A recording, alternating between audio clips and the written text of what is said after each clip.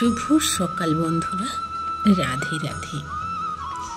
ভগবদ গীতাতেই ভগবদ গীতার মূল ভাবটি ব্যক্ত হয়েছে।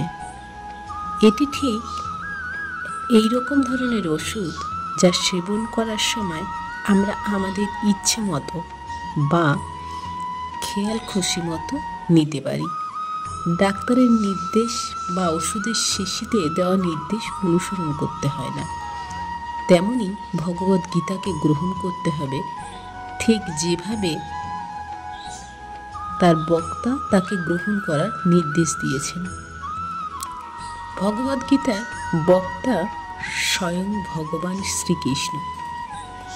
ভগবদ গীতার প্রতিটি পৃষ্ঠায় শ্রীকৃষ্ণকে পরমেশ্বর ভগবান বলে উল্লেখ করা হয়েছে। ভগবান শব্দটির অবশ্য কখনো কখনো কোনো শক্তিমান পুরুষ অথবা কোনো দেবতার ক্ষেত্রেও প্রয়োগ করা হয়েছে। এখানে ভগবানের চরম রুদ্র মূর্তি যেমন প্রকাশিত হয়েছে, তেমনি শ্রীকৃষ্ণের প্রেমময় ভাবমূর্তিও প্রকাশ পেয়েছে। শ্রীকৃষ্ণ নিজেই ভগবদ গীতায় বলে গেছেন তিনি স্বয়ং ভগবান। ব্রহ্ম সংহিতায় অন্য সমস্ত পুরাণে, বিশেষ করে ভগবত পুরাণ শ্রীমদ্ ভগবতে শ্রীকৃষ্ণকে পরমেশ্বর ভগবান রূপে বর্ণনা করা হয়েছে। তাই ভগবান শ্রীকৃষ্ণ যেমনভাবে নির্দেশ করে গিয়েছেন ঠিক সেইভাবে ভগবদ গীতাকে আমাদের গ্রহণ করতে হবে। ভগবদ গীতার ৪র্থ অধ্যায় ইমং বিবস্বতে যোগং ভক্ত বাহনময়। এখানে ভগবান অর্জুনকে বলেছেন যে এই যোগে ভগবদ গীতায় প্রথম তিনি সূর্যদেবকে বলেন। সূর্যদেব তা মনু ইক্ষায়ুকে এভাবে গুরু পরস্পরায় গুরুদেব থেকে শিষ্যের এই জ্ঞান ধারাবাহিকভাবে প্রবাহিত হয়ে এসেছিল। কিন্তু একসময় এই পরস্পরা ছিন্ন হয়ে যাওয়ার ফলে আমরা এই জ্ঞান হারিয়ে ফেলি।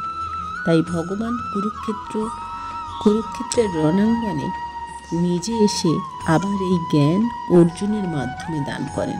তিনি অর্জুনকে বলেন, তুমি আমার ভক্ত সখা, তাই রহস্যবৃত্ত এই পরম জ্ঞান আমি তোমায় দান করছি।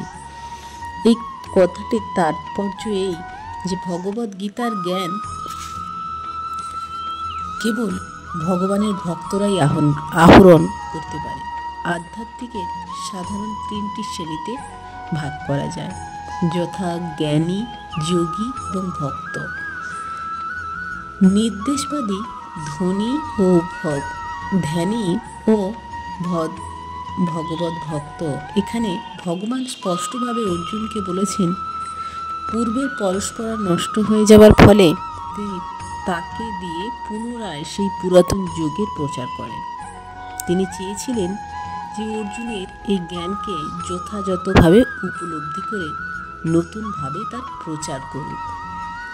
আর এই প্রচারের জন্য তিনি অর্জুনের সঙ্গে সখারূপ আলোচনা করে